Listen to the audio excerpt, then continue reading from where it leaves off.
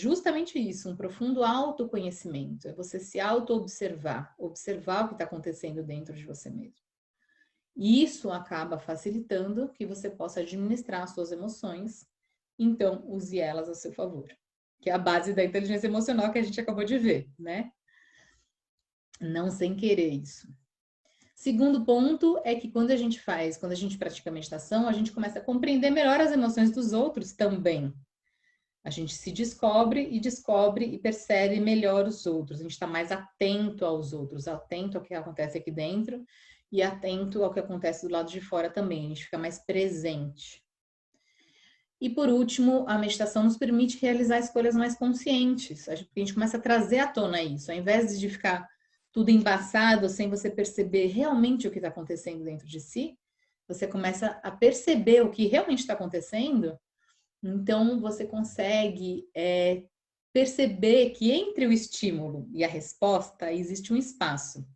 Isso, aliás, quem fala é o Jon Kabat-Zinn, que é um dos pais do Mindfulness, um dos grandes disseminadores do Mindfulness no mundo. E ele usa uma frase que é mais ou menos assim: entre o estímulo e a resposta existe um espaço. Nesse espaço é onde reside a nossa liberdade. E é exatamente isso. Vai ter um estímulo, por exemplo, uma emoção, ela vai existir, por exemplo, a ansiedade. Despertou ali a ansiedade em você. Entre a ansiedade e você responder a ela, existe ali um espaço de tempo.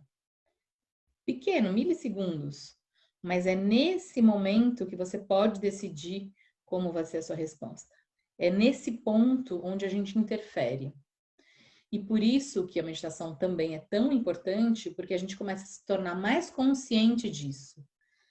A gente se descola um pouco dessa emoção, a gente percebe que nós não somos as nossas emoções, elas são automáticas? São. Elas não são controláveis nesse sentido, não são, a gente não pode controlar o surgimento delas? Não, realmente nós não podemos. Mas nós podemos olhar para ela como um objeto. A gente sabe que a gente é maior do que elas, a gente é maior do que os nossos pensamentos, a gente é maior do que as nossas emoções. Então, isso fica mais gerenciável, o sentimento fica mais gerenciável, porque a gente estabelece o que na meditação a gente chama de um olhar do observador externo. Perceber que você é maior do que isso.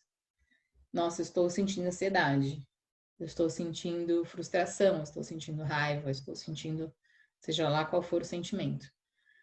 Eu não sou esse sentimento, eu estou sentindo isso agora. Se você pode observar uma emoção, se você pode observar um pensamento, logo você não é ele. Você é alguém, algo que observa.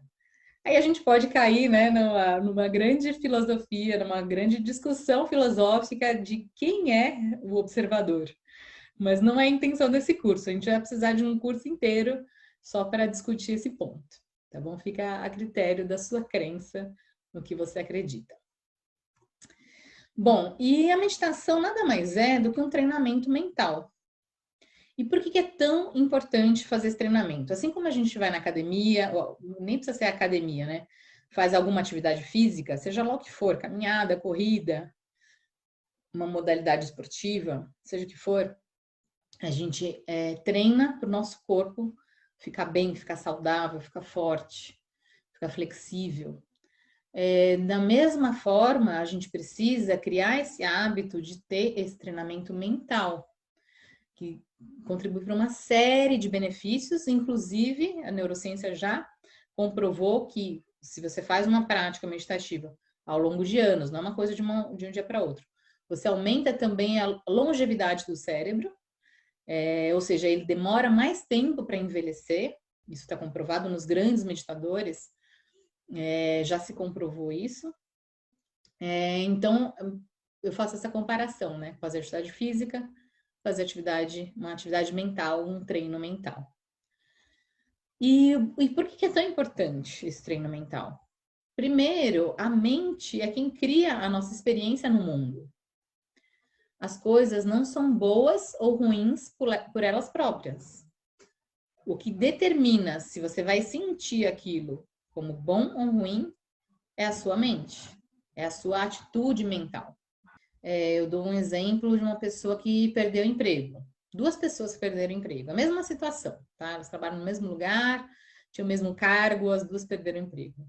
De repente, as duas ficam chateadas, é claro, ficam, né, às vezes surpresas, às vezes não estavam esperando, mas de repente uma pensa, nossa, acabou a minha vida, e aí isso acaba afetando todas as outras áreas da vida dela, afeta a família, os relacionamentos, não só a questão financeira, mas a carreira, afeta a espiritualidade dela, afeta a sua motivação, sua capacidade de estudar, de se desenvolver, enfim, acaba destruindo tudo. E outra pessoa percebe aquilo, bom, talvez seja a oportunidade de eu empreender, de eu criar minha empresa própria, de mudar de profissão, de fazer uma coisa que eu sempre quis. Então, a mesma situação, só que por uma pessoa é vivida como uma catástrofe e se torna realmente uma catástrofe, e a outra encara aquilo como uma oportunidade e transforma efetivamente aquilo numa oportunidade. Por isso que eu sempre vou dizer, vou repetir aqui várias vezes, que a nossa percepção é quem determina a nossa realidade.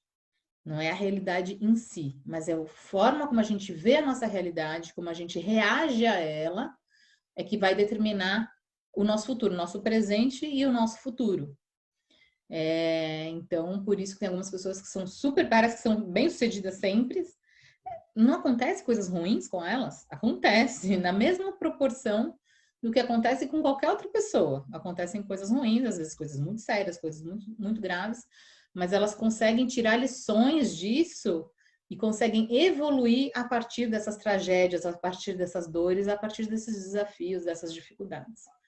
E outras pessoas ficam presas àquilo. Acontece alguma tragédia e fica ressentindo aquilo, fica remoendo aquilo e não consegue transformar aquilo numa lição valiosa que vá fazer com que ela consiga se desenvolver.